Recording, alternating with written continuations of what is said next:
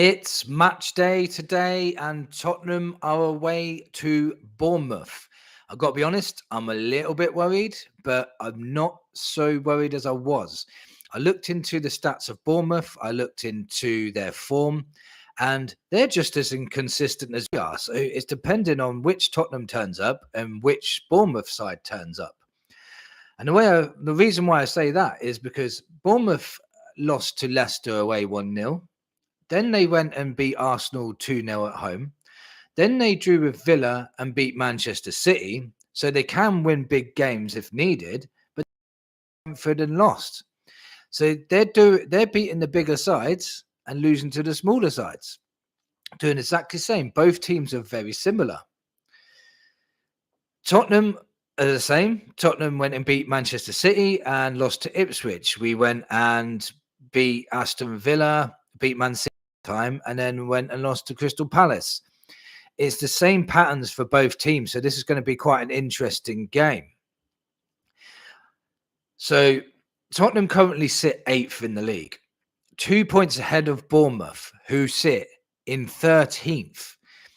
So a couple of bad results, and we could find ourselves in the bottom half of the table, which is not going to be good. But if Brighton slip up today and we beat Bournemouth, we could end up in 5th. That's how tight it is at the moment. And by the way, we currently have the second best defense in the league as it stands before the Bournemouth game. So, you know, all those people saying Ange can't defend, he's tactically naive, second best defense in the league, so shut up. Big Dom returns against his former side. Will Big Dom come back to haunt Bournemouth? If he passes a fitness test, that is.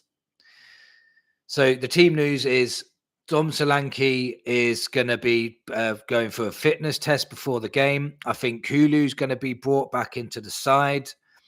There's no other new injury people coming back. So Romero's probably not going to be back until Sunday. He could feature on the bench today, I'm assuming, but I think he'll be fully fit for Sunday. Van der Ven, he's not going to be back. Maybe back for the Chelsea game. We're not sure. Odegaard still long term.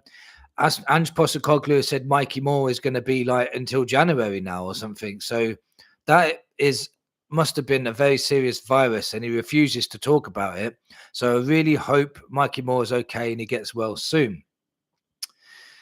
Bentancur's obviously suspended, so I'm assuming we're going to play Bissouma in that midfield again, but I really think I'll get onto it in a bit, but there's some other players that really need to get game time too. Davis, Radu and Forster, who've come in for Vicario and Romero and Van der Ven, have done exceptionally well, in my opinion. Davis has been solid. Radu is growing game by game, and Forster's pulling off some fantastic saves. He's kept us in the game against Fulham as well. Those three, you know, have done brilliantly since Van der Ven and Romero have been out. So I'm not so worried about defensively against Bournemouth at the moment. They're doing okay. Should Jed Spence get a game now? Like Porro looked very leggy on Sunday, and he looked injured, he looked tired, he looked fatigued. I know it's been 4 days since and he may have recovered, but when is Spence ever going to get a game? Spence needs to play at some point. Come on. And Spence is not exactly a bad player, so he needs to get game time, you know. He really does. Archie Gray and Bergvall, are they going to get minutes? Because again, we've got another game in 3 days' time against Chelsea. Are we going to rest any of our players to play against Chelsea? Because if they've got 42 players, they can change a whole 11 and still have a strong side. So we need to be fresh. You know, we need to rotate as much as we can. I know we've got many injuries and a suspension as well. So it is difficult. I understand that. But we have got some young players that we said were, you know, up and coming good players. Just give them a chance, see what they can do. So my prediction, and this is like the prediction impossible, because I don't know which Bournemouth's going to turn up. I don't know which Tottenham's going to turn up, but let's just say they both turned up and it was an entertaining, physical big game, like, and they both took it seriously and they both went for it, I would have to go 3-2 Spurs on that. That would be a good result, in my opinion. That'd be a very, very good result, in my opinion.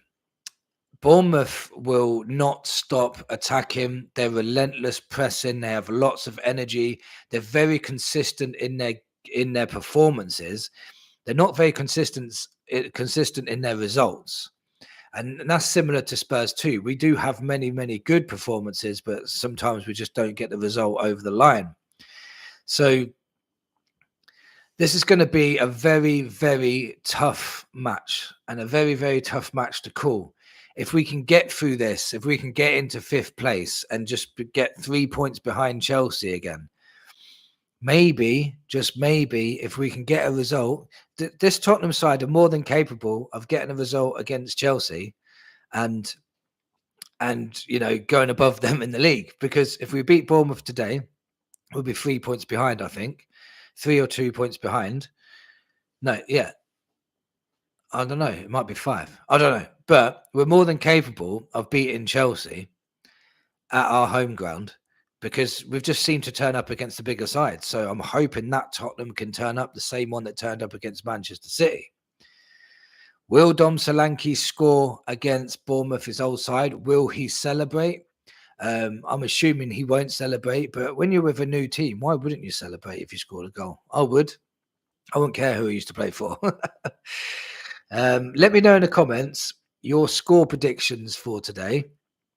Let me know if you think Solanke's going to score. In fact, smash that like button if you think Solanke will score against his fully team. If he will score against his ex-team.